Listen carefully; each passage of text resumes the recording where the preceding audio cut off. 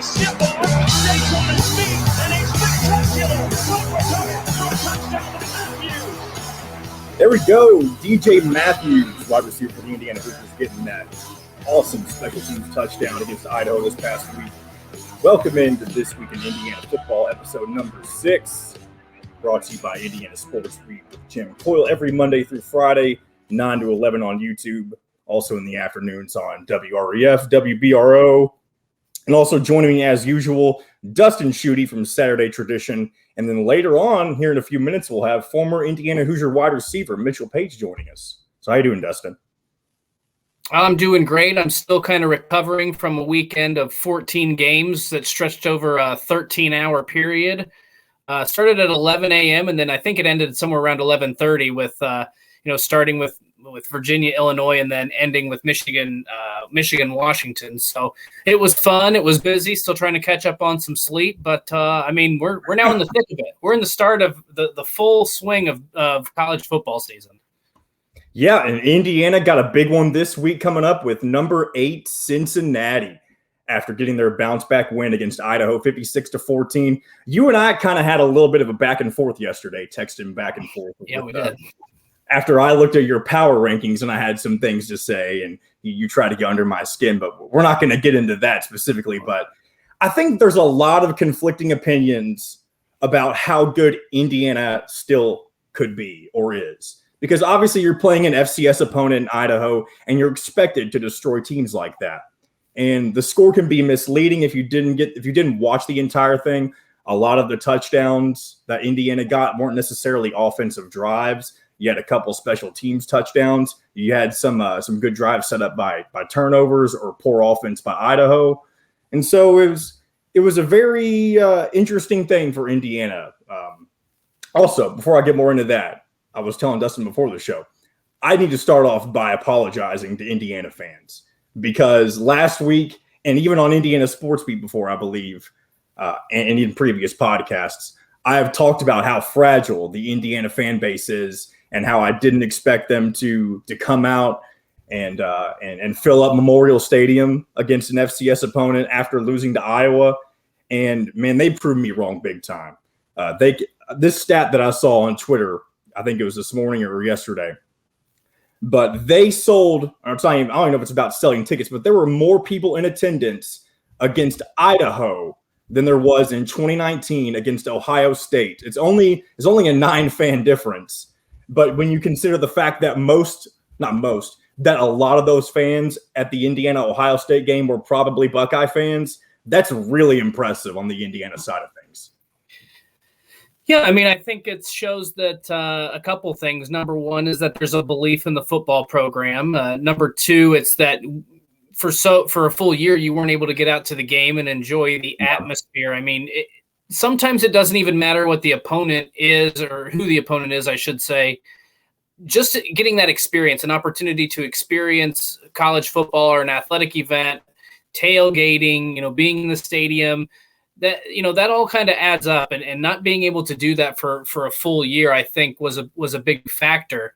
And again, but people aren't going to buy tickets and not going to spend their extra cash on tickets if the team isn't good or if they don't believe in the product. So it's a sign that Indiana fans are believing, and also it's great to be back in these live venues and these live atmospheres. And this team, particularly last year's team, deserved to have a crowd like that, no matter who the opponent was, because they didn't get to enjoy that during the successful run that they had last year. So kudos to the Indiana fans for showing out. Obviously, this weekend's game against Cincinnati is sold out. I expect that to be, nothing short of what it was this past weekend and much more. Hopefully there's not too many Cincinnati fans in that crowd, but I highly expect, as long as the game is what it's being built up to be. We obviously know what happened in the Iowa game, but if it's built up what it's being told it is, this crowd's in for a real treat against Cincinnati on Saturday. Yeah, you hope so. You don't want it to be a replication or a duplication of what we saw in Iowa City, because this is a big time game in front of a lot of fans. It's sellout, as you mentioned. It has everything you want. And guess what? If Indiana gets out of that game with a win, they're right back in the top 25. You're sitting at 2-1.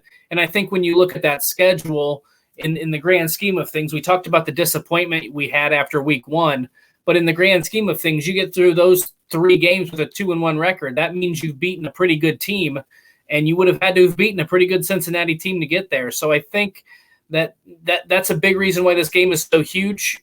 You do have to make up some ground if you want to be in the Big Ten race, but let's face it. Ohio State lost to Oregon last weekend. They didn't look fantastic like they had in the past. Penn State has some holes offensively. They look a little bit better. Michigan, there's the verdict's still kind of out on those 2 teams. So, we don't really know what to expect. So as poor as Indiana played in that week 1 game against Iowa, there's a chance to really kind of make a statement here, get that momentum back, and then really start gearing up for the rest of the Big Ten season here in a couple weeks after you go down to where is it? Is it Bowling Green?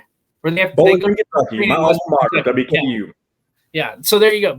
So you got one more trip then before you hit the meat of the Big Ten schedule. Well, one thing you mentioned to me when we were talking about the aftermath of the Indiana-Idaho game is the fact that Indiana only put up 338 yards against an Idaho team. And I don't know if you were messing with me or just trying to get under my skin, but I feel like even though that's not an impressive number, Indiana did a really good job at something that we have been talking about since the preseason, and that is establishing the run game. They took up over 8 minutes on that opening drive to Idaho. And again, it's Idaho. Nick Sheridan said in the press conference today that he was trying to use that drive to get Penix established, get him comfortable. And by also doing that, you were able to get your run game going. And Stephen Carr was able to get over 100 yards rushing, which should be expected against a team like Idaho. And also, Indiana was able to control the tempo pretty much the entire game. Tom Allen likes to play conservative in these non-conference games that you're supposed to win by a lot for some reason. And so I think that goes into a lot of why you see the offensive numbers so low. I know Michael Penix wasn't amazing. He was only 11 for 16. And I think Jack Tuttle, when he came in, he ended up having a higher QB rating that Michael Penix did, even though he only threw 4 balls, one of those being a long touchdown pass to A.J. Barner, which is really impressive. So there's obviously work to be done in the quarterback room with Michael Penix. I think they're saving him a little bit in terms of his legs. They've been kind of alluding to the past couple of days that he's ready to unleash his full strength and mobility like he was last year. And I think they would have done it against Iowa had he not had such a rough start.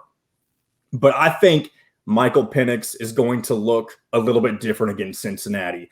I'm not saying he's going to be the explosive guy that we saw in against Ohio State last year, but I think this is Michael Penix's perfect opportunity to get back into the rhythm that he's been looking for this season. Yeah, well, the statistics can be misleading at times. When you look at the total offense, it's not great, but at the same time, you got to remember. I was messing with you. I was trying to make you angry. I don't know if it worked or not. And you have I don't mean to cut you off. You have a very hilarious Twitter account, and I think you do a good job at getting under people's skin. And so I kind of felt like that's what was going on. I didn't take it to heart. That is what's going on. If I sense a little blood in the water, I'm going to go after it, right?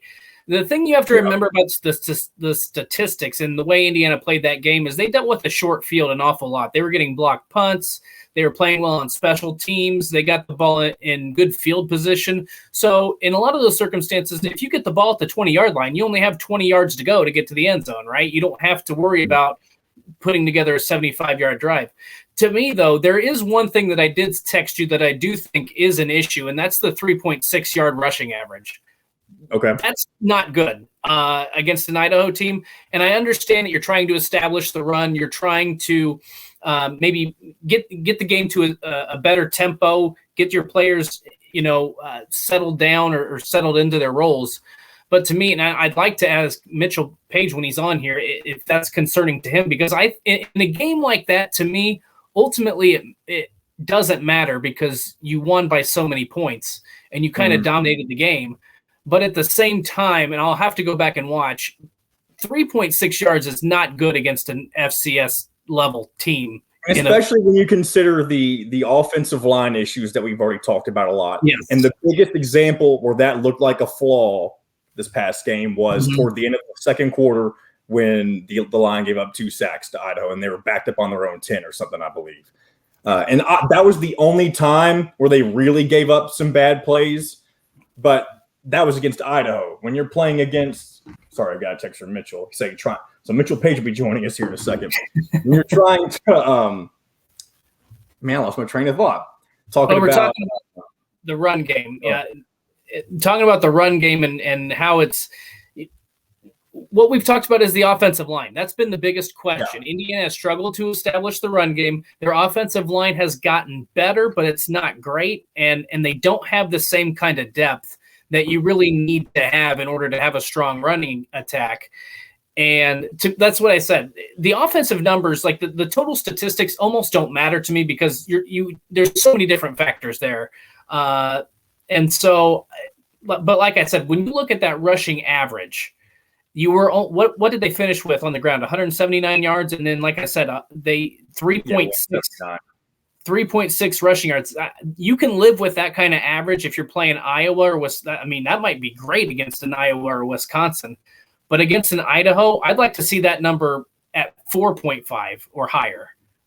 Yeah, maybe I'm going to shoot the link over to Mitchell Page via text. So we're going to do this. Obviously, we can't stop the podcast. So Mitchell Page will be joining us shortly. And one thing I was going to say about the offensive line, you can get away with having a suspect offensive line and giving up a few plays like that against Idaho. But when you got Cincinnati coming in, who's going to have a high-powered offense with Desmond Ridder, you don't want to give them the ball back, and you're going to be able to create your own offense against a team like that.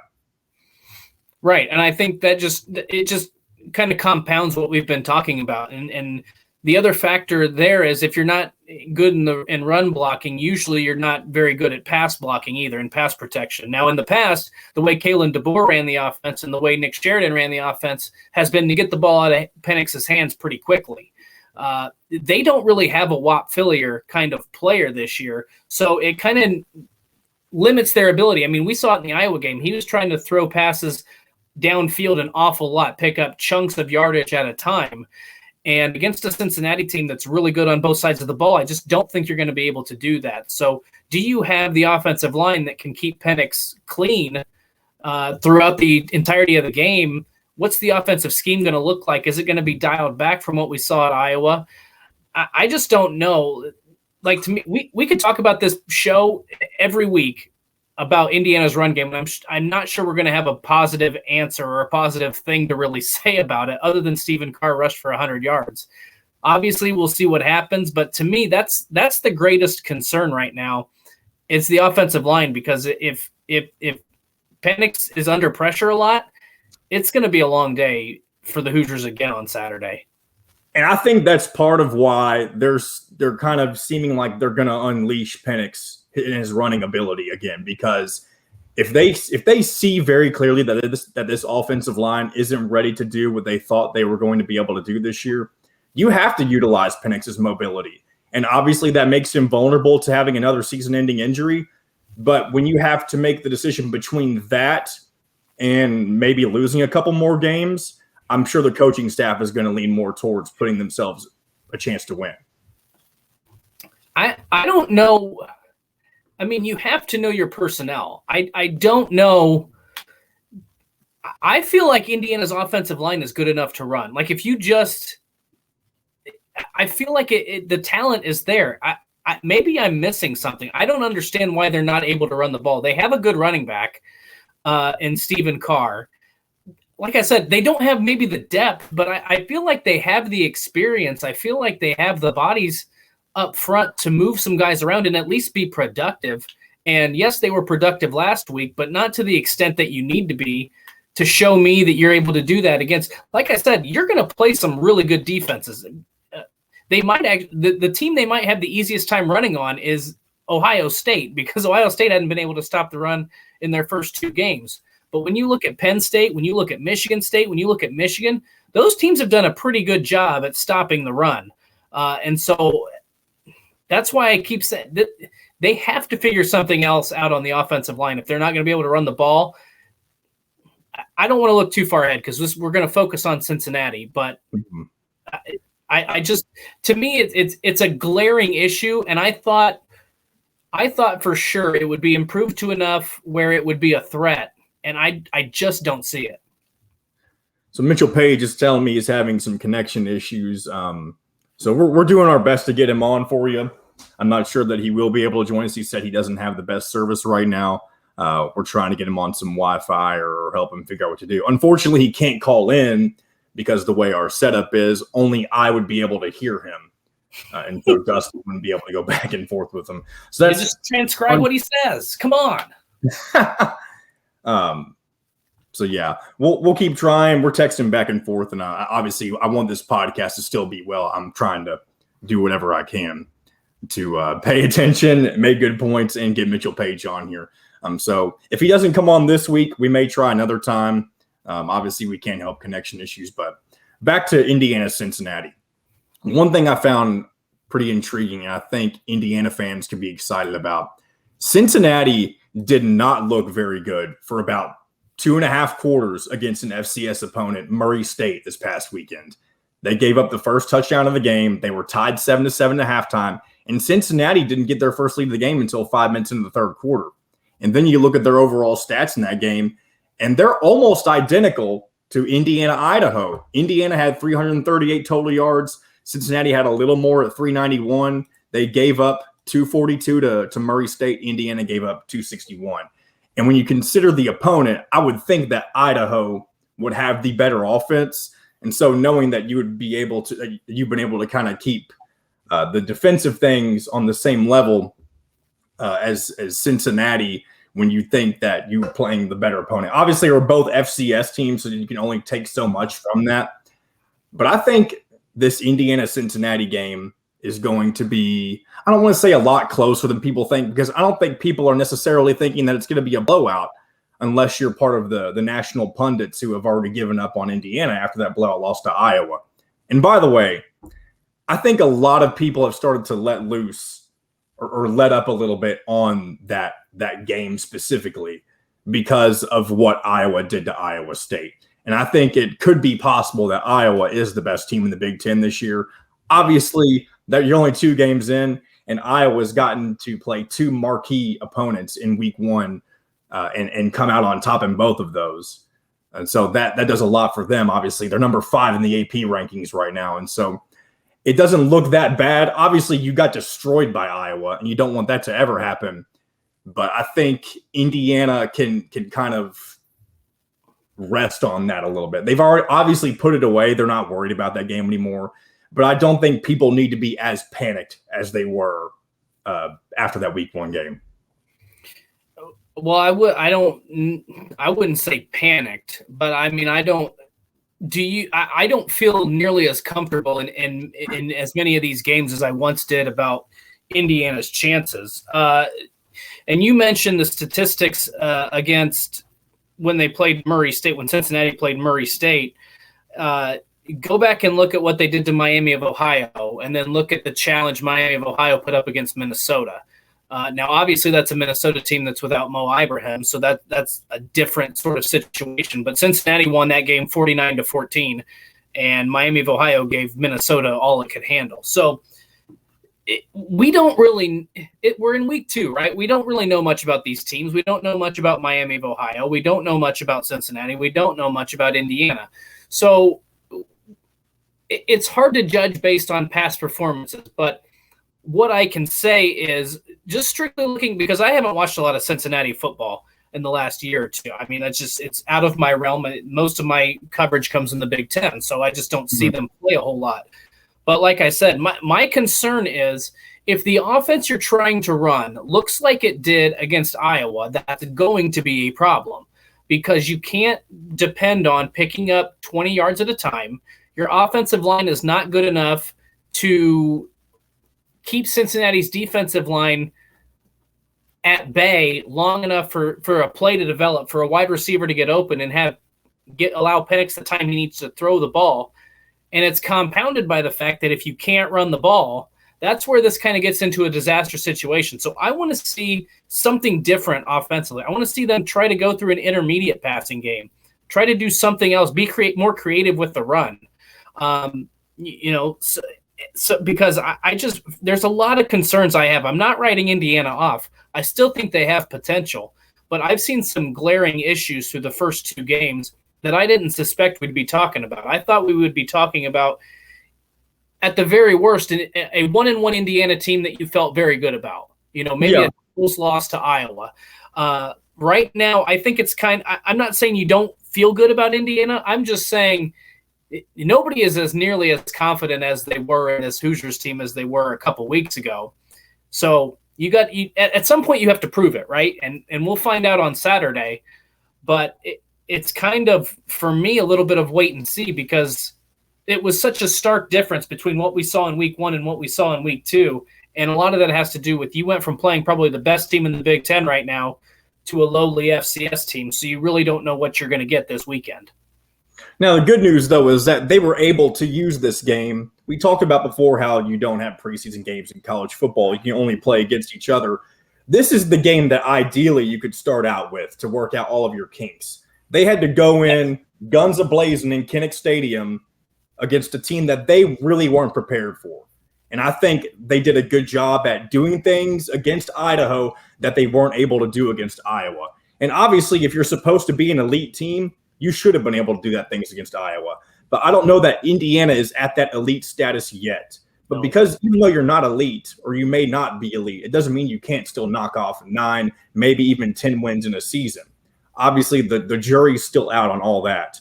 And it starts this week against Cincinnati if you want to even be back in that conversation. But they used this game. I think even though Indiana wasn't perfect, they did almost everything they needed to do to get back in the good faith of the fans. And I really think that we're going to get they're going to put on a good show against Cincinnati this weekend. I think they're back in the good graces of their own mindset. I mean, we talked about, especially. Well, go ahead. I was just going to say, we talked about last week. It was important for them to get off to a hot start, to not let Iowa. We didn't think, nobody in their right mind thought Idaho was going to beat Indiana.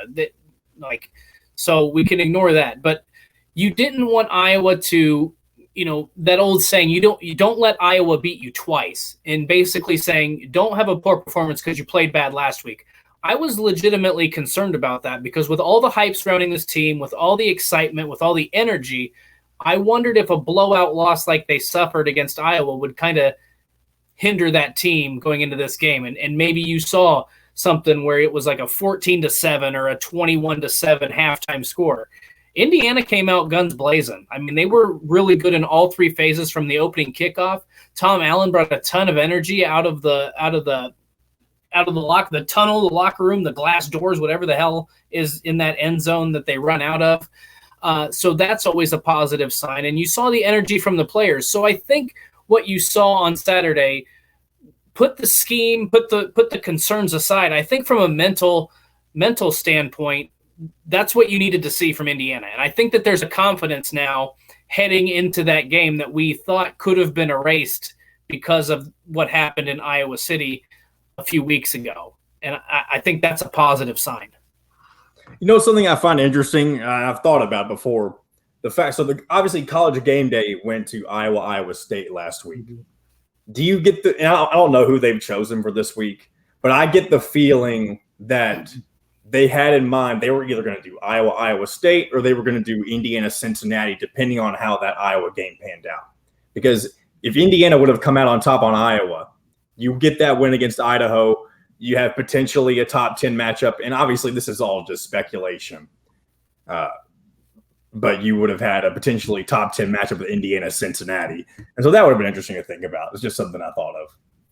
Yeah, well, that's definitely a possibility. I don't know what channel that game is on. They're on. So Indiana Cincinnati is noon on ESPN this week. I can't think of who they chose for game day. It's they're going to Penn State for Penn State Auburn. They're going to be in Happy Valley because it's a whiteout game. So it may not have made a difference, and I don't know. They probably weren't going to be in Bloomington for a noon kickoff. That would be my guess. But they also, one thing they announced the time. That's actually not true. They can always change the times, but. Mm-hmm. Sometimes when it's they typically announce college game days in town, they switch the times around, stuff like that. Sometimes they do, but it's a little trickier at this point in the season because you have so many games that you're airing because you have those FCS G5 opponents. Yeah. Later in the season, it's easier because usually the games are minimized because you have all conference games. The MAC and the Sun Belt, those guys play on Wednesday and Thursday and Friday night, so there's more separation. It's not to say it's impossible or you bring up a bad point. I just you never know. I mean, it's a moot point now. So yeah. Still talking to Mitchell Page. He's saying that whenever it loads in, the page just stops halfway through. So that's disappointing. He may end up being able to jump in randomly some here while we're still on here, but I was kind of trying to set aside some of our time to talk with Mitchell Page about his thoughts on this team this year, where his head's at. Obviously, he comes on Jim's show on Indiana Sports Beat every so often, and so you can get his thoughts there. And Mitchell Page is a very optimistic guy. He's a homegrown Hoosier, and he's just somebody that the fans really rallied behind while he was at Indiana, and they still love to this day. He kind of reminds me of a Jordan Hulls. I don't think he grew up in Bloomington like Jordan Hulls did, but he gives off that same vibe and persona as Jordan Hulls. So we may be able to connect with him here sometime while we're still recording. If not, we will do our best to get him booked for another podcast. But I guess let's go ahead and move along. We had a very interesting week in the Big Ten outside of Indiana, Idaho, and obviously the big one being Ohio State going down to Oregon. And I didn't catch the game, too much of it. I was helping some people move on Saturday. But, man, Ohio State's defense, and obviously it's just one game, they don't look any more improved from last year at all against somebody like Oregon. And I know they have a very high-powered West Coast-style offense, but CJ Verdell was literally having his way with Ohio State almost the entire game. Yeah, I mean, you kind of just scratched your head because you didn't think Ohio State's defense was going to be as bad as it was. Now, we kind of wrote their performance against Minnesota off as credit to a good Minnesota offense, and that's true because they had, for most of that game, Muhammad Ibrahim. They still have a really good offensive line. Tanner Morgan's still the quarterback. They have some weapons at wide receiver, so you can kind of understand that. But to see it happen 2 weeks in a row and to really see the defense played well at the end of that game, but for the first 3.5 quarters, they did not look good in any regard. And we suspected to see a drop-off, or at least I did, because you're replacing all of your starting linebackers from a year ago. Your secondary was not great a season ago, so how much was it going to improve this offseason? I think there are some real questions that Ohio State's going to have to answer defensively because this team looks really beatable. And look, it's still Ohio State. They still have more talent than anybody in the Big Ten. There's still a great chance that they finish 11-1, win the Big Ten title, and then wind up in the college football playoff. It happened in 2014 after they lost a Week 2 game to Virginia Tech. It could very well happen again here. But of the Ohio State teams we've seen, this is one of the more beatable teams, along with that 2017 team that lost to Oklahoma and Iowa. So it was a surprising result. Oh, I hope we didn't lose Dustin just now. Looks like he's kind of having some lagging issues. Excuse me. I don't think we've lost Dustin, but I do believe he's having some connection problems. I'm sure he'll be able to recover here in a second. But outside of that Ohio State game, one thing that's interesting to think about for this upcoming week is this Purdue-Notre Dame game. Notre Dame through 2 games has not looked like the way that people normally expect Notre Dame to. I guess some people sometimes think Notre Dame is always overhyped and that they shouldn't be able to find their way into the college football playoff every year. But they looked very shaky against a Florida State team that was less than good this past week against Jacksonville State. They gave up that last-second touchdown to them, and Jacksonville State being an FCS opponent. And so and then on top of that, Notre Dame doesn't look good against a MAC team, Toledo. And so in that, you got Purdue coming off of 2 wins, one against Oregon State from the Pac-12. And then you have their 49-0 shutout against UConn. who isn't an FCS school, but they are so far removed from reality. It seems like they didn't have a season last year. They just got rid of Randy Edsall in the middle of the season, who isn't a very good head coach for one. And UConn is just in shambles. They're not in a conference. They got left behind whenever all of the conference realignment stuff happened five or so years ago, and they've been independent ever since. So it's almost like that UConn is on the cusp of being an FCS team. And so with that, Purdue coming out on top 49-0, it may have made Purdue look a lot better than they actually were. But Purdue is definitely has a shot in this Notre Dame game. See, I've got a text here from Mitchell Page as we're trying to get Dustin reconnected as well. Mitchell's saying something about maybe being able to come on later tonight. We'll deal with that, and we may end up posting this a little later than normal, depending on if we're able to do something like that. But let's reach out to Dustin and see if he's able to get back on. Oh, here we go. There we go, Dustin. He's back. There we go. Man, I got to do my very first monologue, I guess you can say. I was you were talking, you were wrapping up that Ohio State Oregon talk. I just we transition a little bit into the upcoming Notre Dame Purdue game, which is something that obviously I was planning on talking about as we went through pick'ems. But as I was saying a second ago, it's a really interesting matchup in the fact that before the season, you would think Notre Dame is going to come in and blow out Purdue just because of what they're supposed to have. But Notre Dame, through 2 games against a Florida State team that lost to Jacksonville State and FCS squad on the last second touchdown, followed by a Toledo team that I don't know what the score was, but they didn't play very well against Toledo.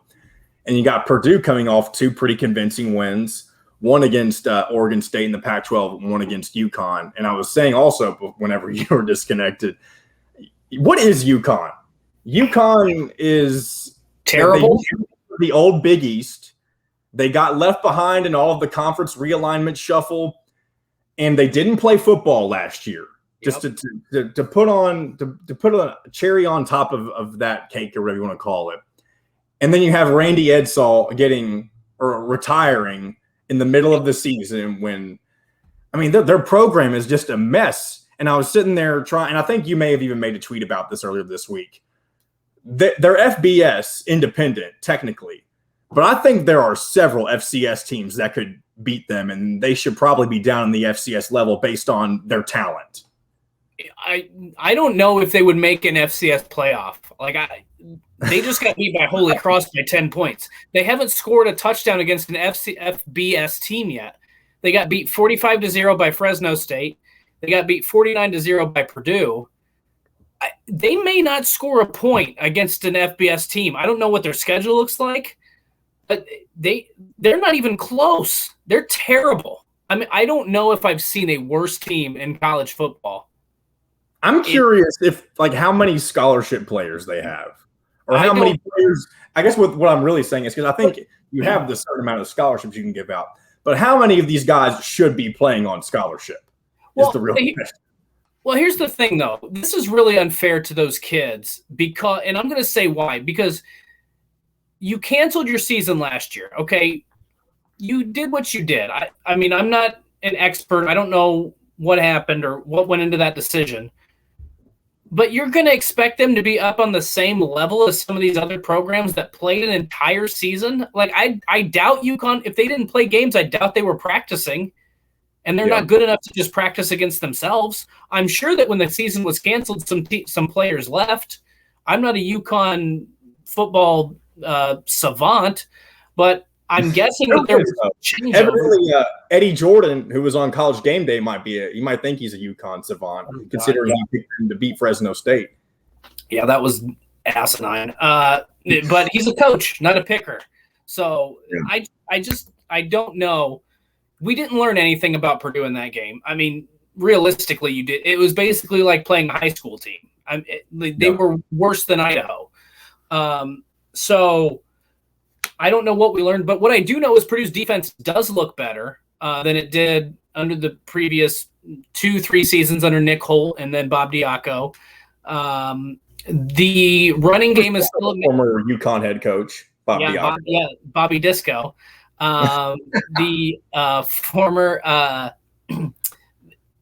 The run game is not good for Purdue. Still questions, and then you have Xander Horvath, Xander Horvath just got announced today. He's out. He's out for basically a month and a half, 2 months, somewhere in that neighborhood, 4 to 8 weeks or 6 to 8 weeks, something like that.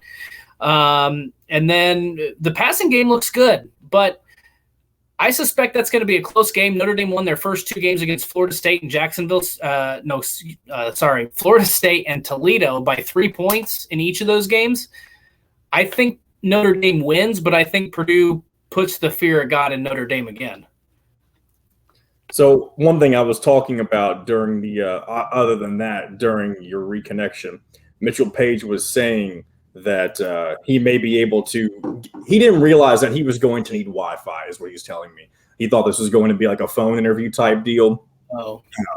And so what he was saying is he could rejoin us later tonight when he does have Wi-Fi, and if we can edit the interview in. Or what we might do, we'll do this podcast as is. And Dustin, if you can join me, you don't have to, obviously. And this is something that maybe we should just save for talking about after the show. But I may cut a short interview with Mitchell Page separate from this podcast just to have. I may post it as something separate. It's just what you got to do when you're in circumstances like this. This is peeking behind the curtain. This is peeking behind the curtain. This is giving fans what they want. They want to know the behind the scenes, what goes into this podcast, and you just gave it to them.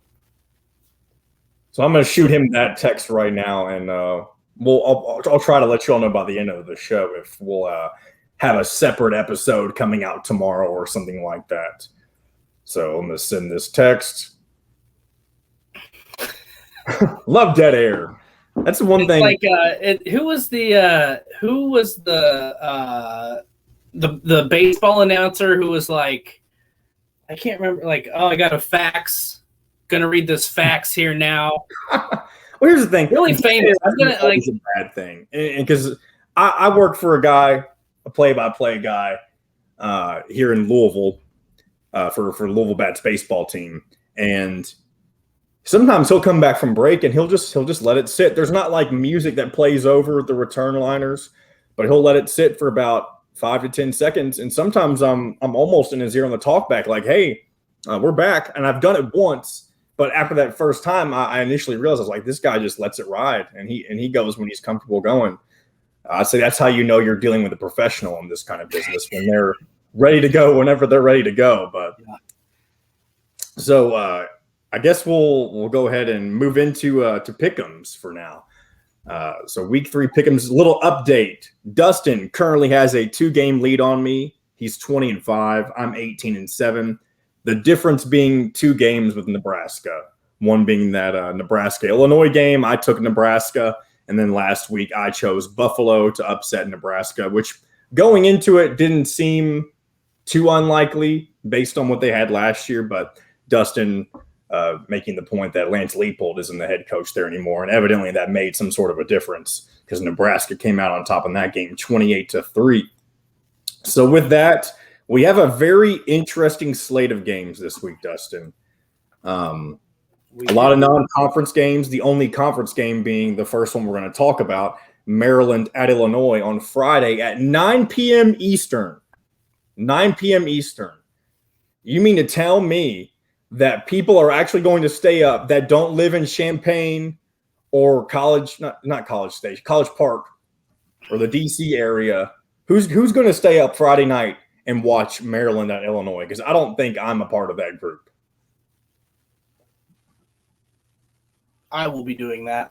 Well, you cover every Big Ten team, so so that would be one. You have to be a part of that. But I would like to go around and smack the person who schedules that game. Okay, I'm not a huge fan of Friday night games in the first place, but let's put that aside.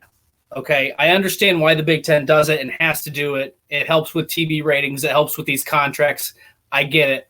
It's not every Friday, so I won't piss and moan too much about it.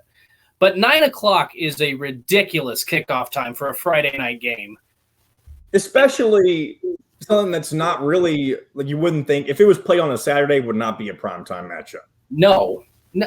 This game might be scheduled at like Virginia, Illinois was scheduled at 11 a.m. This might be an 11 a.m. kickoff if you played it on a Saturday. Like, I understand why you're doing it, because if this game is buried at noon on ESPN or even Big Ten Network, it's not going to draw a lot of attention. This is a way to get it at least. There's going to be people that are like, you know what? I'm not going out on this Friday night. I went out last Friday. I'm going to stay in. I'm going to watch the game. People do that. My biggest issue is with the time. And now that I'm off my soapbox, we can get into the pick'em part of it if you'd like, because I might go on a tirade about that kickoff time because it drives me nuts. Well, one interesting thing to take note of, Brett Bielema did announce today that Brandon Peters will be back as starting quarterback for the Illini at home against Maryland. I don't know if that's enough to sway me, though, because we didn't get to see enough of Brandon Peters against Nebraska before he went down. In Maryland, I feel like Maryland is doing to me what they did a couple of years ago. They're looking really good early on.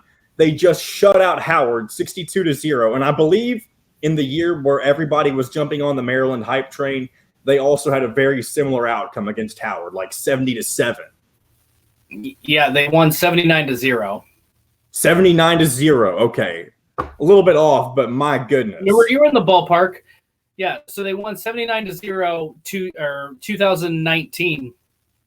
And then they won one more game. Red herring to me. And it's at the same time, though, I'm going with the Terrapins in this one. Yeah, to me, if Illinois was at full strength, I think I would pick Illinois because I think there's a little bit of fool's gold there with Maryland. But because of the injuries, because of the way Illinois has played the last 2 weeks, I think I'm going to go with the Terrapins in this one because I like the talent they have at the wide receiver position. Their offensive line has been – I guess we don't know much about their offensive line, but Taulia Tagovailoa right now, he might be the best quarterback in the Big Ten. And it's weird thinking about that. I don't think it was too far of a stretch to think that he would have been maybe in the top 3 or 4 going into the season. But with the way Michael Penix has looked – I didn't watch Wisconsin, but I don't think I heard much about Graham Mertz. He was fine. And C.J. Stroud, he's done good, but he's not Justin Fields good. And so right. The Big Ten, you really have an open battle for who the best quarterback in the Big Ten is so far. This is the first time too, because I don't remember. Well, I mean, I guess you could probably go back to J.T. Barrett, Trace McSorley, some of those guys. Mm-hmm. But 2018, it was clearly Dwayne Haskins. 2019, clearly Justin Fields. 2020, clearly Justin Fields. This year, it's like I might, when I do my quarterback rankings, there might be quite a bit of rotation. Yep. Yeah, so it'll be interesting to see. So going and moving on to our next game, Nebraska at number 3, Oklahoma. The rematch, the old rivalry from the Big 12. I don't think it's happened since they've been out of the conference, or since Nebraska's been out of the conference. But it's not the sexy matchup that Nebraska wants it to be. And I'm sure Oklahoma fans probably wish Nebraska was a little better. But at the same time, I think they look forward to a possible beatdown. I don't think Nebraska will lay down in this game. But at the same time, I really don't think they have a chance either. I just agree. Because I watched Oklahoma play Tulane. There's a situation now. I don't think Nebraska's going to win. So I'll get that pick out there. I'll pick Oklahoma to win the game. But the scenario I see is we've seen Nebraska fumble the ball, have some special teams gaffes, not run the ball effectively against Illinois. They've looked better the last 2 weeks. There's a scenario where if Nebraska does everything right and doesn't have those stupid plays and those bad penalties and those unforced turnovers, I think that there's a scenario where this is a 4-quarter game. Now, I think Oklahoma has the talent to pull away late, but I do think Nebraska can give Oklahoma some fits. Do you think that if Nebraska is able to pull this off, that no, and I don't want to say no matter what, because that's such a, I guess, defining phrase. But do you think that this saves Scott Frost's job if he's able to pull this off? I mean, as long as they're able to get to bowl eligibility, I mean, I still think that's what it comes down to. That's kind of what I was saying, because obviously USC isn't afraid to pull the trigger mid-season. And I think with the way that expectations go in Lincoln, I don't necessarily think that it's not, I can't even think of the new AD's name. What's his name? Trev Alberts.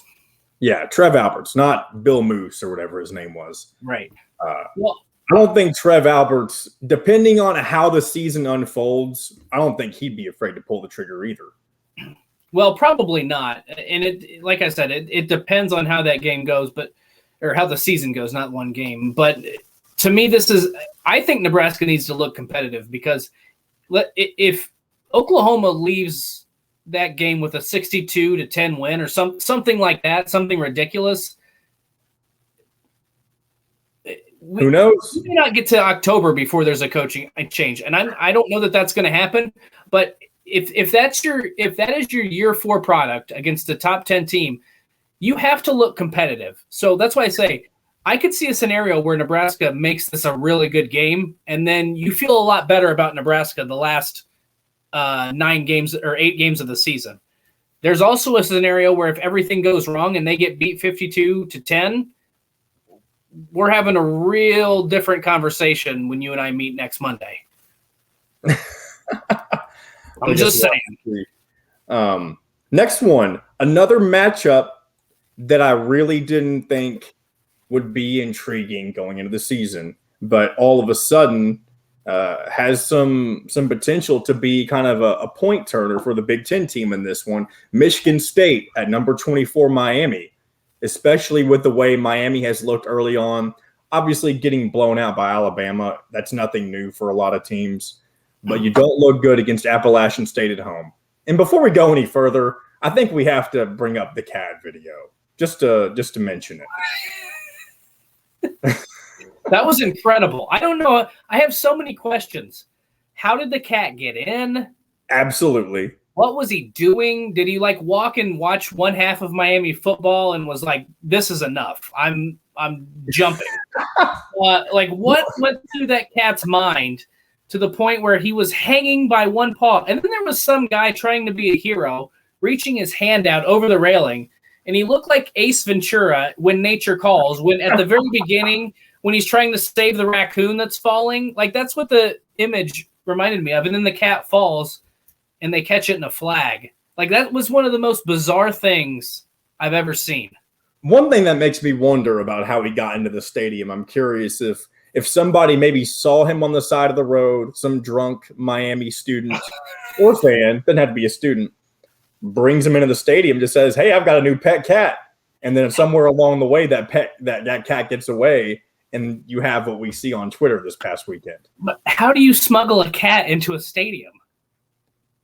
It's Miami. It's Miami. Okay, see, that's where we should have just ended it. How did this happen? It's Miami. That's how it should have started and ended.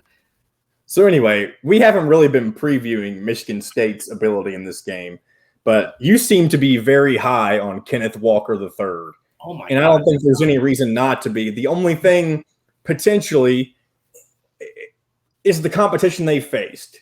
Obviously, Northwestern, we don't really know how good or bad they are. And I think it's going to be very telling for them how they do against what looks to be a very poor Duke team this coming week. If Northwestern is potentially the worst team in the Big Ten. We don't know that yet. But that could shoulder a lot of why Michigan State looks as good as they do, because their other opponent, FCS Youngstown State. So I do think there's a lot of legit hype around Michigan State and genuine improvement over last year, but it's really hard to tell. And this is one of those games, like I said at the beginning of this, could be the turning point one way or another for them this season. Well, to me, I love Kenneth Walker. I love his game. But to me, the thing that sticks out about Michigan State is they were dominant on the ground against Northwestern, and then they were dominant through the air against Youngstown State. They scored on the first play of both games. Jaden Reed had 2 75-yard touchdown receptions in that game. Peyton Thorne looks good. They have got playmakers. This is the first time since 2015, maybe longer, that we can call and label Michigan State's offense as explosive. And that's what they've looked like in the first 2 games. So to me, if it was just Kenneth Walker running for that much yardage, you'd probably be a little bit hesitant, because look at what teams who are one-dimensional, they typically run into some problems along the way. I think Michigan State's offense is 2-dimensional. I think they can do it through the air and through the ground. I think Michigan State wins. And I have them winning too. I'm a little hesitant, but at the same time, I feel like Miami is going through the same sort of similar withdrawals as Indiana, because they have De'Aaron King coming off an injury just like Michael Penix did, and I'm sure he's having a tough time. I don't watch Miami. I obviously want to make that clear. I didn't watch any of that game, but there's clearly some issues there that weren't necessarily present last year on Miami's side, and Michigan State's trending upward. I'm taking the Spartans as well. Next up, Northern Illinois at number 25, Michigan. The Wolverines get back into the top 25.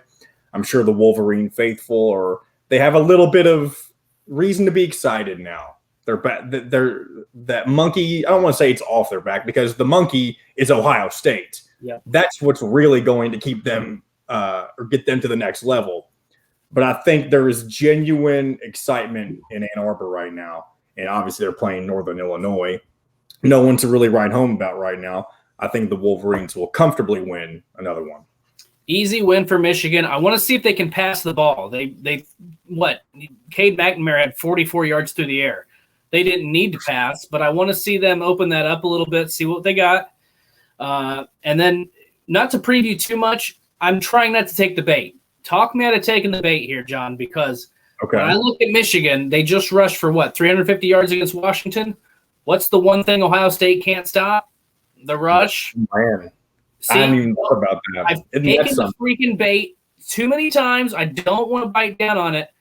So I'm not saying that Michigan has a great shot to beat Ohio State. It's way too early in the season to make that prediction.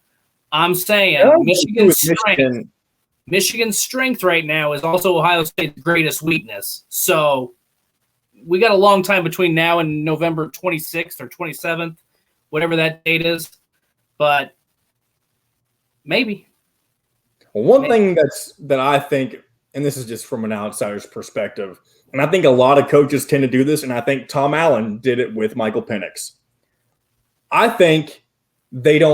don't think they need to be saving J.J. McCarthy. And obviously, I'm not a quarterback expert, and they went with Cade McNamara and all that stuff, but Tom Allen was satisfied with Peyton Ramsey because of what he already knew about Peyton Ramsey. Michael Penix ended up being the much better guy.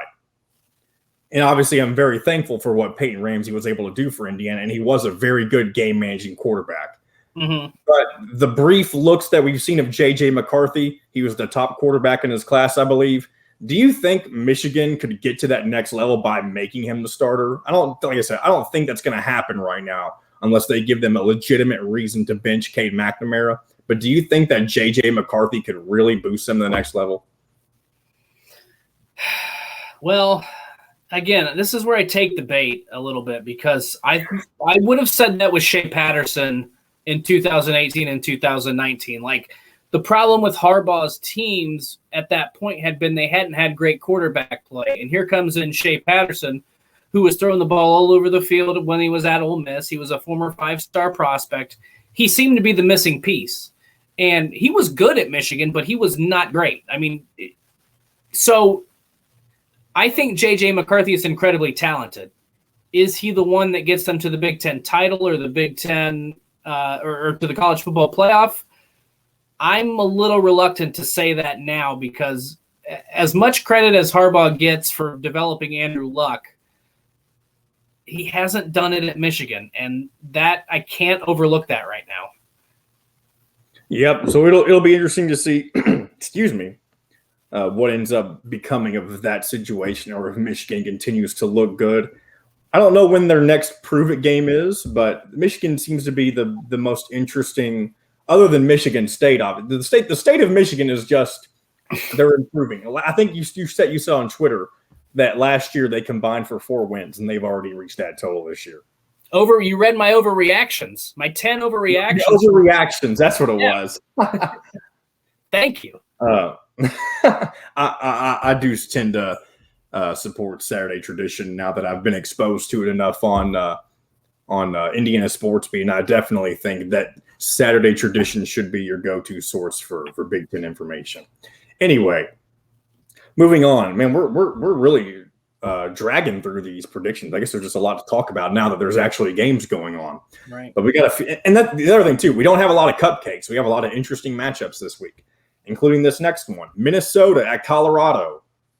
And for me, I can't remember who picked the last one first. I think maybe I'll let you go first. And I've already made my decision, but I do want to try to alternate. But this is a game that I'm going to give away my pick by talking about this. I would have gone the other direction had Mohamed Ibrahim been in the equation. And plus, when you look at what Colorado has done, I don't know how good Texas A&M actually is, but they lost 10-7. Obviously, that's an odd score, and this game is in Boulder. I think a lot of things are going in their favor right now, and a lot of things aren't really going in Minnesota's favor. They lost to Ohio State, had a very close win against Miami of Ohio. With that, I guess I'll just go ahead and say I'm picking Colorado in this one. Yeah, I wouldn't gamble on this game at all because I have no idea how it's going to turn out. I'm going to go with Colorado on that one too, for some of the reasons you just mentioned. I think that's all going to be a difference in the game, but we'll find out quite a bit about Minnesota. I think that's, they played one of the best teams in the Big Ten and got beat. They played a MAC team and narrowly escaped. I think we're going to find out a lot about Minnesota this weekend. Next up, the game that we kind of already previewed earlier, Purdue at number 12, Notre Dame. And I really don't think there's much more that needs to be said than what we've already talked about. I made my decision before Xander Horvath was announced that he was going to be out. I don't think it's going to affect my decision, though. So, Dustin, who are you going with in this one? Well, the line is Notre Dame, or it was, minus 7.5. I think Purdue covers that, but I think Notre Dame wins.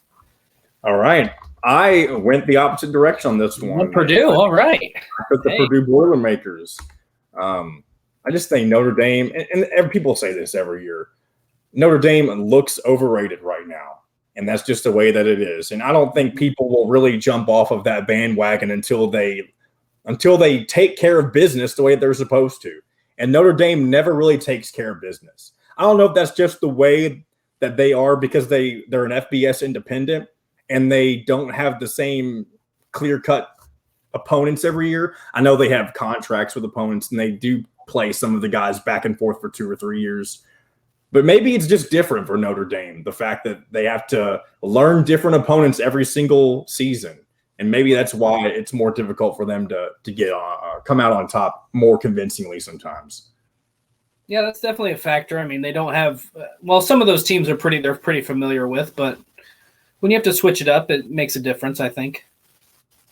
So moving on, let's go Kent State at number 5, Iowa. This is the highest Iowa has been ranked since their near college football playoff berth. After they lost to, I think it was Michigan State in the Big Ten championship that year, who ended up getting shut out by Alabama in the football playoff that year. The only time that we really didn't see Ohio State carrying the torch for the Big Ten in the college football playoff. And right now, Iowa has that torch, and it's theirs to do what they will with it. I think Iowa should win pretty handily against Kent State. Yeah, I don't have anything to say other than I want to see Spencer Petras be a little bit more consistent in that game. He should be able to pick apart a Kent State defense. So let's see a little bit more out of the Iowa offense, but they should be able to win by 4 or 5 touchdowns, I think. Next, we have Tulsa at number 9, Ohio State. And the one thing that's intriguing about this is that this is the first time Ohio State's played a cupcake 3 weeks into the season, and that they haven't really had their tune-up game yet. And so it'll be interesting to see if Ohio State's defense still looks suspect against inferior competition. Regardless, I think Ohio State should come out on top, but it will be interesting to see what kind of win it is for them. I don't think it's going to be interesting. I pray for the souls of Tulsa football because Ohio State's going to come out pissed off about last week's result and not playing well really the last 2 weeks. I think that this is not going to be in any way, shape, or form a close game. I think Ohio State rolls easily. All right, well, there you go. Excuse me. I feel like I've got the belches coming on. I've had them during this podcast. Drinking too much Coca-Cola orange or whatever, orange vanilla. Well, interesting. I'm ready to get on a small little tangent again. I just finished up a diet, and part of that diet was not having soft drinks, and so I have had a Coca-Cola today. So, or not specifically a Coca-Cola. So there you go. You got that one. And I've had plenty of coffee, and lemonade. I've been drinking all sorts of stuff today. All the sugar. Well, that did no. You could have seen the jitters earlier. That's why I had to take that L-theanine to help me calm down a little bit, because I was hopped up on all sorts of sugar that I didn't need to be fooling with today. I'm all hopped on Mountain Dew, Chip. That's right. We could love some Talladega Nights. Next up, another should be easy one. Delaware at Rutgers. Greg Schiano seems to have the Scarlet Knights rolling. I'm going with Rutgers. Yeah. I think the Scarlet Knights go to 3-0. 3 wins away from bowl eligibility, baby. How long? Rutgers wasn't 3-0 last year, right? How long has it been since Rutgers has been 3-0? Oh, you would ask. I know it was 2014 the last time they were 2-0. I'd have to go back and look. I don't think they started. I guess it could be from the Big East days. Yeah, well, it definitely Schiano days specifically. Yeah. It's been a while. I just don't know how long of a while it's been. Got a few more. Northwestern at Duke. Mentioned it briefly earlier. I think Northwestern has a game like this every year. The game where we find out whether or not Northwestern is the worst team in the Big Ten or not. And obviously that could have happened if they lost to Indiana State. They didn't win that game convincingly. But they're also playing a Duke team that lost to Charlotte on the road. And I think that was Charlotte's first win over a Power 5 school. And they stormed the field and had a grand old time with that. And Northwestern has had this series going on with Duke for a while. So it'll be interesting to see what happens. It's tough to pick this one. Just talking is almost making me change my mind. Yeah. But I'm going with Northwestern on this one. Yeah, I'm gonna go with Northwestern because I think they're less bad than Duke. Less bad. I need to catch up on typing these down. I haven't written them in a while.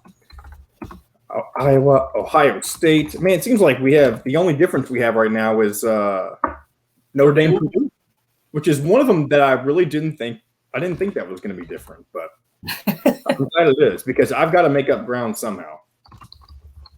Well, you have a good shot. I do like Purdue's chances in that game. I'm just not bold enough to predict a win for them yet. All right, and we got two more big matchups to finish this off. Obviously, I've saved Cincinnati, Indiana for the end because of the stakes for that game. Normally, I go through these in order and put the big game at the end. And this next one could have fit that bill just as easily, considering College Game Day is heading there. Number 22, Auburn at number 10, Penn State, a wideout.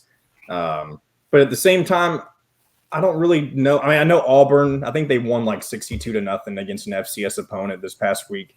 But I don't know that I'm back on Auburn being a good SEC team yet. And I think that Brian Harsin could end up building that program up to being something good again. I always like Gus Malzahn, though, and I think he'll do good at UCF. This has nothing to do with the matchup. I know I'm just kind of talking. But I think Penn State wins this game. I agree. I think Penn State wins. I think the whiteout atmosphere is going to be too much. It's going to be too intimidating for Auburn. I know they have a lot of SEC stadiums that bring the heat, but a whiteout's a totally different animal. I think Penn State's really good defensively. They'll have their hands full with Tank Bigsby, the running back from Auburn. I like Penn State on both sides of the ball. I think that Penn State is up there with Iowa in terms of the best teams in the Big Ten. So not only do I think Penn State wins, I think they win by 2 touchdowns at least. I think this is I don't know that this is going to be a particularly close game, to be honest with you. And even though we have the alliance stuff going on now, and this game wasn't scheduled before started occurring, I'm not trying to talk about the alliance. What I'm trying to say here is I'm glad to see an SEC team play a Big Ten team on the road. Yeah, and I know LSU traveled out to UCLA, and they did the same thing with the Pac-12. But I feel like you never see this. And got their This ass is the kicked first too. season. That's why you don't see it. And the Alabama always does these Chick-fil-A kickoff games or whatever. They get to play at a neutral site, I believe. That's not anything. They always get to play at Atlanta or I don't know where they play Miami. Dallas maybe. Well, but I'll ever see Alabama venturing outside of their comfort zone. They will soon because they have future matchups with Ohio State and Wisconsin. So are they home and homes? Yes. All right, interesting. I did not know that, but that is cool. This is within the last 2-3 year development, so it's somewhat recent.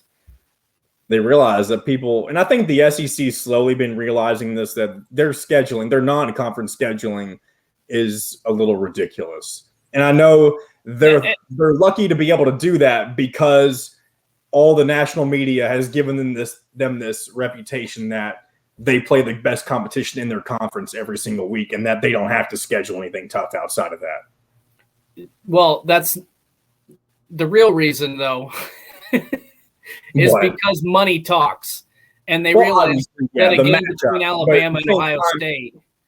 I don't think Nick Saban or really any of the coaches really want to have to go to Columbus or Madison.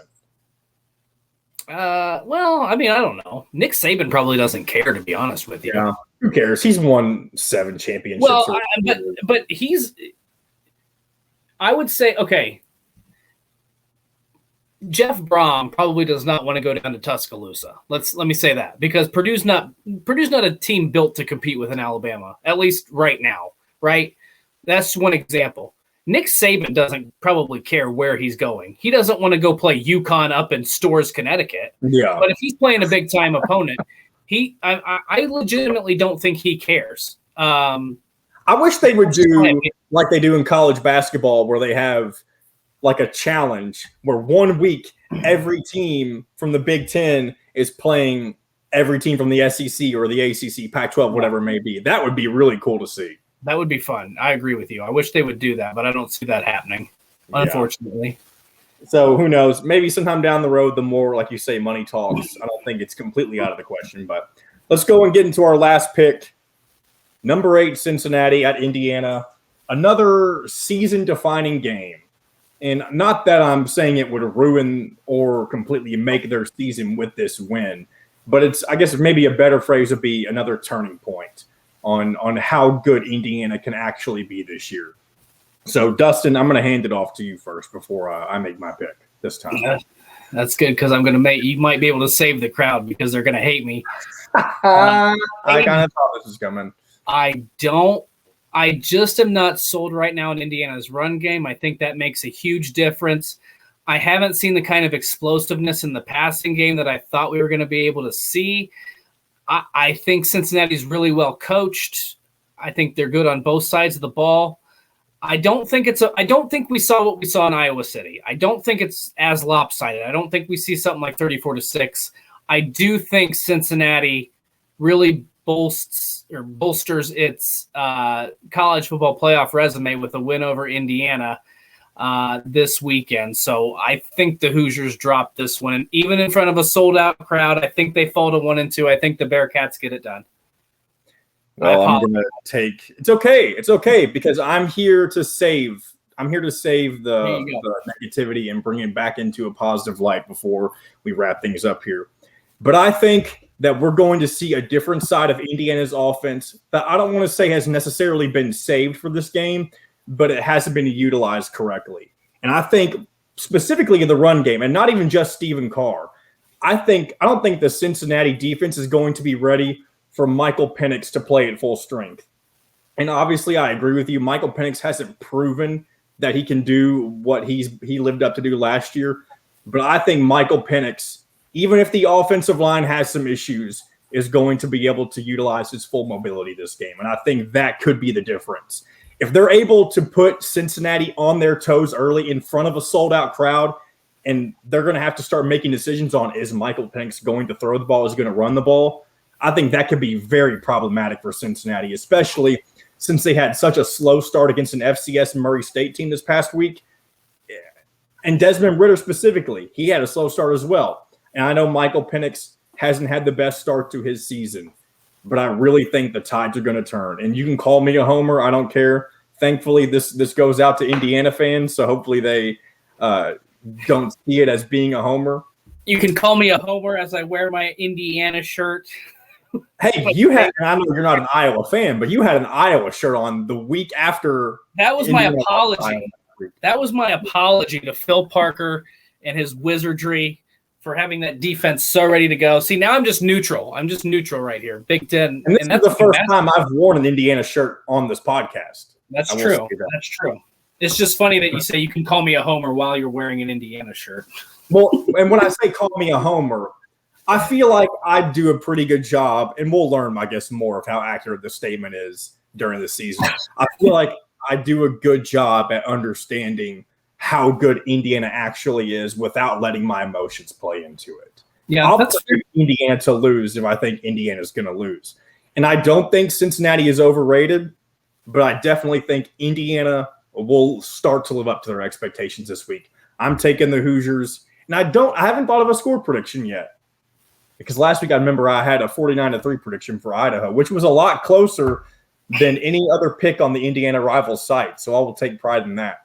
A lot of people thought Indiana was just going to look, put up 30, 28 points. Yeah. So before I keep rambling, we're already an hour and 11 minutes into this podcast. I'm going to go ahead and say I'm taking the Hoosiers to beat Cincinnati. I'll have a score prediction later whenever our Rivals team picks our scores later this week. But I'm taking Indiana to upset and get back into the I'm not going to say the playoff conversation, but the Big Ten conversation. That's very bold of you. I just very bold.